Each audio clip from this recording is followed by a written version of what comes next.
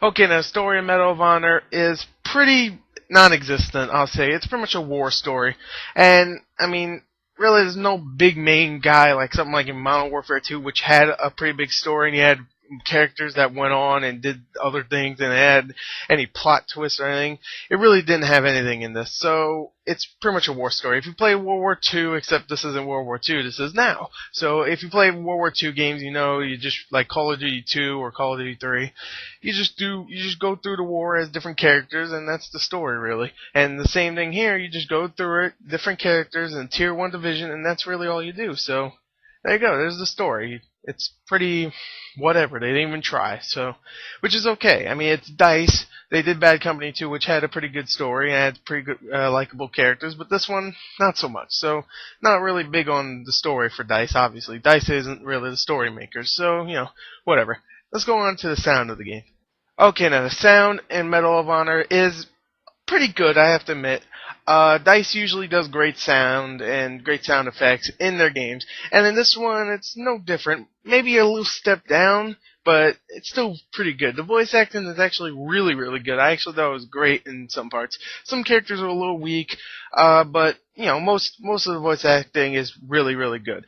The sound effects is my main problem. I think all the guns and all the vehicles sound great, and all the explosions, but the thing is, what made Bad Company 2 really, really good is how the guns sounded when they were far away or when explosions sounded when they're far away. It's kind of weird in this. It sounds like explosions are going off right in your ear when they're like a mile away and gunshots are going off in your face even though they're all the way over there or something. It's a little weird, but it doesn't happen often. It's still really, really good, but not as good as something like Bad Company 2 or even Modern Warfare 2. So even though I have that complaint, I still really like the sound. So let's go on to the graphics. Okay, now the graphics in Medal of Honor are pretty meh, I have to admit.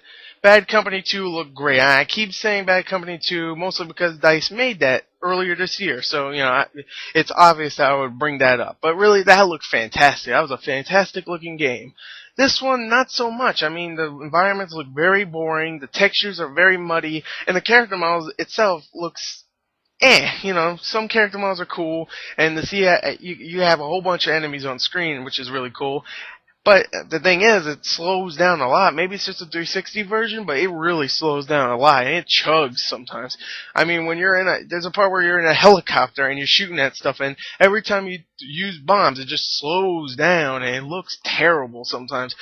But the explosions look good, the guns look good, and the environments aren't bad. They just look meh. So, you know, the graphics are meh overall. So, yeah, not bad, but meh. I was looking for something that looked like something like Bad Company 2, but no. You know, Bad Company 2 has bigger environments and better graphics. This one has smaller environments and worse graphics, so that's kind of sad. Anyway, let's go on to the gameplay of Medal of Honor. Okay, now the gameplay of Medal of Honor is bland. I'll just say right here, I love using that word bland, and it really is bland in this game. Oh my god, it's just any other, if you take any other campaign from any other shooter, it's pretty much like that. Any other war shooter, let's say. It's pretty much like Modern Warfare 2, it's pretty much like Bad Company 2, it's pretty much like every other freaking war shooter out there. It's so generic, and the gunplay isn't that great. Not very different varieties in the missions. I mean, they're all the same almost, except sometimes you get to go in a helicopter, which is like one mission. But most of the time, it's just you follow a whole bunch of other guys shooting, maybe get on a turret once and shoot. It's so bland, and at this time, and as big as the Medal of Honor franchise is, and as big as DICE is getting, I was expecting much, much more. Now let me talk about the multiplayer. Now the multiplayer is fun, do not get me wrong, but it does, you know, have its problems too, mostly because of the gunplay. The gunplay is so generic. I could go to any other shooter. Hell, I could go to Call of Duty 3, Call of Duty 2, Call of Duty 4, and it would feel the same, if not better. I just don't understand what happened with this game. I was so looking forward to it, and it really disappointed me. The multiplayer isn't bad, don't get me wrong. It's definitely a good rental to play for a weekend, maybe a week. But really, it just feels like any other multiplayer game. You have your typical team deathmatch, you got a team objective, you got a combat mission thing, which is kind of like Bad Company 2, has a big environment. But my main problem also with the multiplayer is a lot of camping is going on. I was hoping in the first few days of its release, it would just like, people couldn't find camping places and stuff, kind of like Modern Warfare 2, where it was the first few weeks of Modern Warfare 2, no one was camping because they didn't have any camping places. They had to look for them first.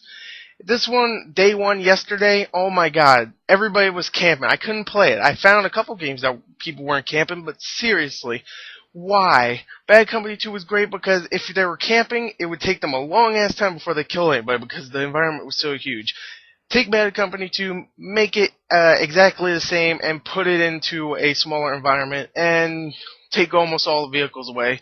And there you go, you have most of the multiplayer besides the combat mission, which still sucks, mostly because a lot of camping goes on anyway, because it's not as big as Bad Company 2's maps. Overall, I'm very disappointed. The graphics aren't that great, the story is meh, the sound is okay, and the gameplay is very, very bland. So overall, I did not particularly love this or really like it.